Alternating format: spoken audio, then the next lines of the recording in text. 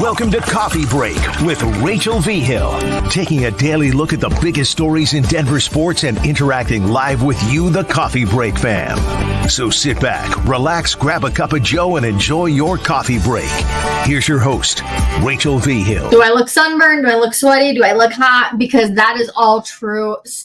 Super warm day out there today as we recap Wednesday's practice out there at Broncos Park. There's a lot to get into. The biggest storyline, obviously, is becoming of the injury. The first player taken out, which is a huge bummer. We're going to get into it. Will Peterson was actually there. I had not made it out to practice yet.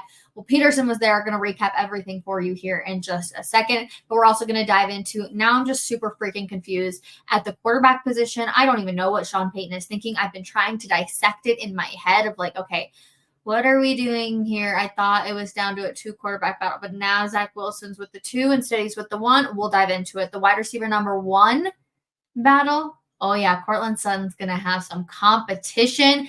I'm excited to talk about that name too. DJ Jones talking about his contract. Will he get one? What's that going to look like? And then I also am confused at tight end because I had a family member text me about the tight end position, and I'm still like, I don't really know, even though it seems to be clear yet again. So what on earth is Sean Payton thinking? That is the question of the day. But first, we got to get into the unfortunate injury of Quinn Bailey. Take a listen. Recap on what happened today injury-wise. Well, the unfortunate news today was Quinn Bailey got carted off the field, and the cart did not go in the facility. It immediately went to an ambulance. And Sean Payton confirmed after practice that Quinn Bailey has a broken ankle, started talking about rehab, and 8 months from now, it's safe to say Quinn Bailey is probably out for the year. We'll get confirmation on that in the next 24 hours, but it's just a terrible injury. You never want to see the cart. It was our first cart of training camp 2024, and hopefully it's our last. From you being able to watch it, I was not out here at practice today. What were the emotions? What was the silence on the hill, the players? What happened? Yeah, it went dead silent in here, which you don't normally have when you have several thousand people gathered. But all the players took a knee. People immediately knew it was serious. And then Quinn got 2 huge ovations once he was able to get helped up on the cart. The players all came together, and I even saw the offensive lineman break off into a prayer circle. So it was definitely weighing on the guys pretty heavily. And you could tell Sean Payton was emotional about it at his press conference as well. Certainly everyone liked Quinn Bailey. He was going to be in the plans this year for the team, not as a starter, but as a rotational player. And unfortunately, it's more likely than not, almost certain his season is done. Well, of course, we send our thoughts and our prayers to Quinn Bailey as he gets back and bounces back from this as he enters rehab. Our very own Cecil Lamey, I was listening to 104 through the fan after practice, and he said, I even heard it. I thought it was pads that were hitting, but I think I actually heard his ankle breaking, heartbreaking for sure. And Sean Payton also spoke on Quinn Bailey after practice. Looks like he fractured his ankle. That was definitely apparent. And, I'm not sure of the timeline relative to surgery, but that's always tough to see and to be a part of when you're at a practice. And it's one of the sometimes the bitter realities of our game. So he was having a real good camp. Any questions?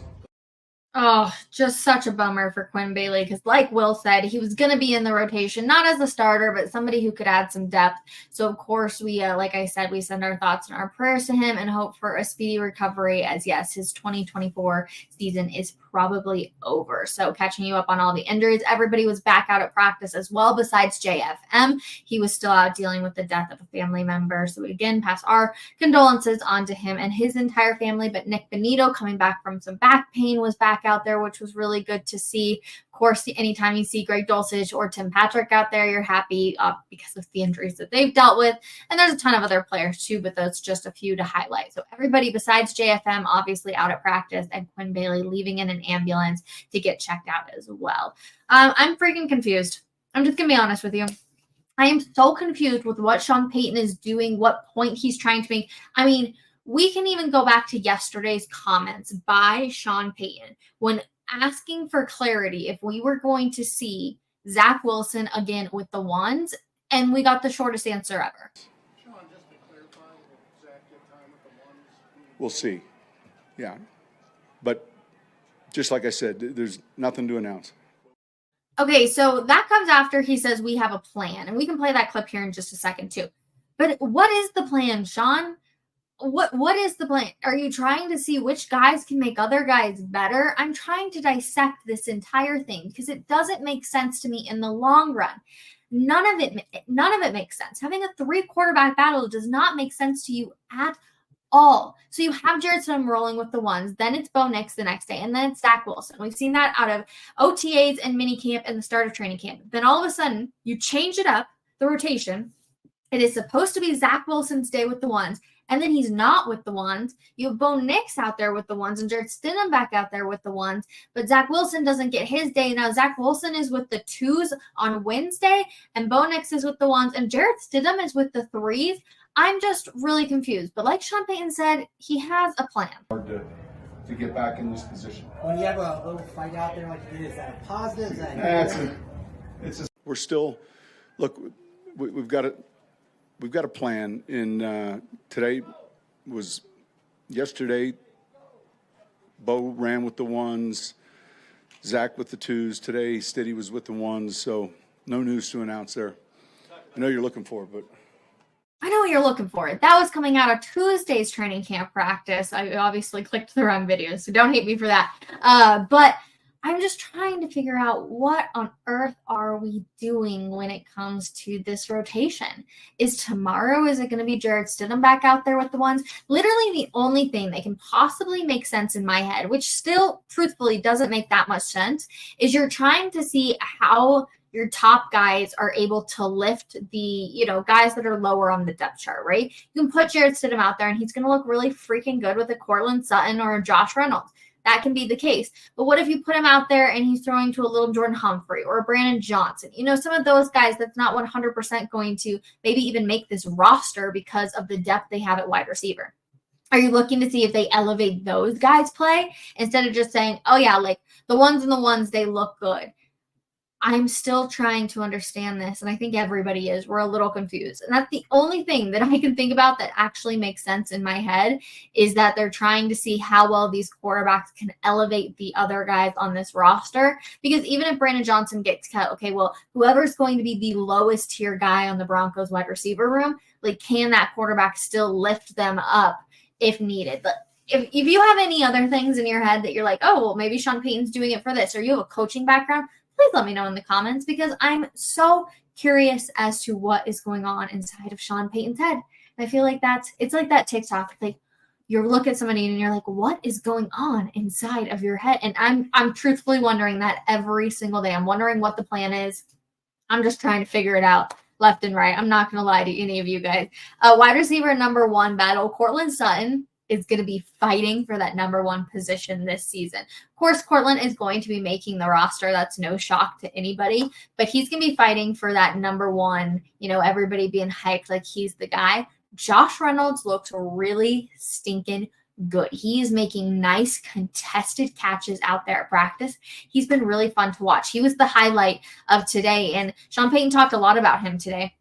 And it felt like everybody was saying, Josh Reynolds, because he just had really nice contested catches. He looked really solid out there. He's a big dude. Sean Payton even was asked if he has talked to the Lions head coach, and he was like, I don't have to, because we brought in somebody who had worked with Josh Reynolds actually over in Detroit, and then he came over and is now a coaching member of the Denver Broncos staff. But Josh Reynolds looked really good. In the back of my head, all I could keep thinking was, competition is good for Cortland Sutton. Competition is good for Cortland Sutton. Let's see it. Let him go out there. Let's hope that we can see just a different Cortland Sutton, a beast, somebody with a chip on his shoulder, that guy that wants to get that extra bonus, $1.5 million. Let's hope Cortland Sutton can come out there and really just go fighting, and Josh Reynolds is going to push him that little extra bit, as long as Josh Reynolds can hold on to the ball, which I will say, I know that was a problem in Detroit. I have not seen him drop a single ball yet. So it seems like he's gotten a lot better at that, which is obviously great news to hear if you're a Broncos fan. But I love that it's going to be a little extra oomph to Cortland Sutton to be like, you got to be the guy, dude. But now you got competition in here. So just pointing that out. I'm trying to look down at my notes. I literally wrote Josh Reynolds in nice big letters. Oh, yeah. Speaking of, real quick, Bo freaking Nix, you know who he's throwing out? You know who he's not afraid of? Patrick Surtain. He is willing to throw a Patrick Surtain in team drills, which I really, really like. He's not afraid of him. He's not like, hey, I've heard you're the number one corner in the league. No. He's throwing at Patrick Surtain. That was one of the beautiful catches, a highlight reel type play from Josh Reynolds, who was covered by PS2, and they still are able to connect. So it's always hard when you are obviously balancing it at training camp, because it's like, oh my God, I love that Josh Reynolds was able to, catch the ball on PS2. But then it's also like, well, wait a second. We don't want anybody catching a ball on PS2. Like, we don't want that to happen at all. And so it's just one of these really fine balances that I feel like I'm constantly working through of like, okay, it's going to be fine. Because I wouldn't say that Josh Reynolds is going to be a Tyreek Hill. So if you can throw it on PS2 for Josh Reynolds, then a Tyreek Hill is going to blast through PS2. And I get it. It's different game day sort of stuff and all that jazz. But I'm still, it's like a constant battle. I'm like, well, I don't want him to catch it on PS2. I don't want anybody catching balls on PS2. But also Josh Reynolds looked really, really good. So you're just going through my thought process here on this, I believe, day 7 of camp now. That's crazy. It is flying by, you guys. DJ Jones talked about his contract. Of course, he is waiting to see if he's able to get a new one. He's been in the league now for 8 years, which is really insane. Obviously, we've seen improvement. It's kind of been a bit of a roller coaster with DJ Jones, but it's been really fun to see him be able to go back out there. And when asked about his contract extension, he just kind of said he's not worried about it, essentially, and that it backfired when he did care about his contract extension. And so he just is worried about getting ready for this season and thinks that the money will pay itself out, which was obviously a good case. I prefer that, right? We've heard from the Javonte Williams, Garrett Bowles, DJ Jones. Like, a lot of these guys are obviously wanting to get contract extensions, but you got to go out there and earn it. Courtland Sutton, of course. So I appreciate the fact that he's like, you know what, backfired for me the last time that I worried about it. All I got to go out there is play good football, and the rest will take care of itself. And I say amen to that one. Okay, so I got a text from a family member today and was like, who's going to be the starting tight end for the Denver Broncos? In my eyes, it's Lucas Kroll. I mean, besides the fact that Cecil Lammey obviously loves him, and it's now become this big joke between Cecil and Sean Payton, Lucas Kroll looks really good. He's a big, tight end that can go out there and just be a big dude, but he can also pass protect, which is obviously massive in the NFL because you can utilize him in multiple ways, right? If you put Greg Dulcich out there, you most likely know that the ball is going to be going to him, or he's going to be in some sort of receiver role. With Lucas Kroll, you don't exactly know what you're going to get because he can do the pass protection.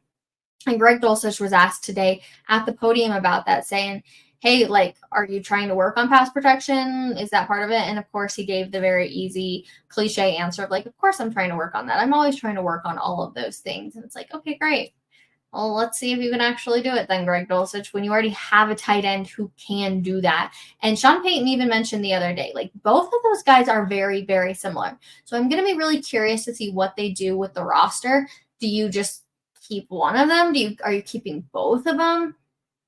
I have confusion at it. And, I send off on that text message today, and I'm like, it's going to be Lucas Kroll is going to be the starter. And then what do? They bring Greg Dulcich up to the podium. And I don't know if they're doing that because he's number one in all of their eyes, right? We always hear from the linebacker number one or center number one or whoever it's going to be. Whoever's going to be the starter, we always hear from those people. That's who they bring to the podium. And so I'm like, crap, maybe it's going to be Greg Dulcich, but I don't understand.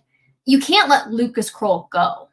You have to keep him on your roster. So maybe they do run with 2 tight ends. I mean, that's not super uncommon by any means. It just is Lucas Kroll's just so much better in my eyes, but also you've invested so much time now with Greg Dulcich that I kind of get it. So a little day 7 recap for you guys. I feel like, I don't know, you guys tell me. If you feel like I'm repeating myself constantly, because I feel like it is the exact same conversations that we're having over and over and over again. I'm glad we didn't talk running backs today. It's been a nice break.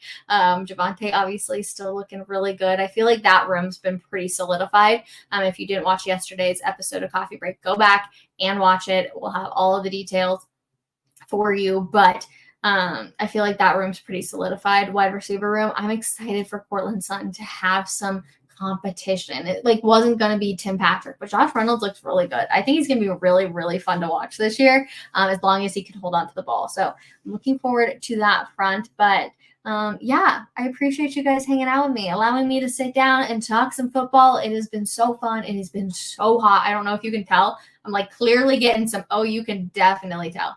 We're clearly getting some sun, but it has been really good to be out there the past 7 days. So out there again today on Thursday. So we will have your recap for you guys tomorrow. Make sure you tune in 12 p.m. We'll also have everything that you need to know on Denver Sports Daily in the headlines.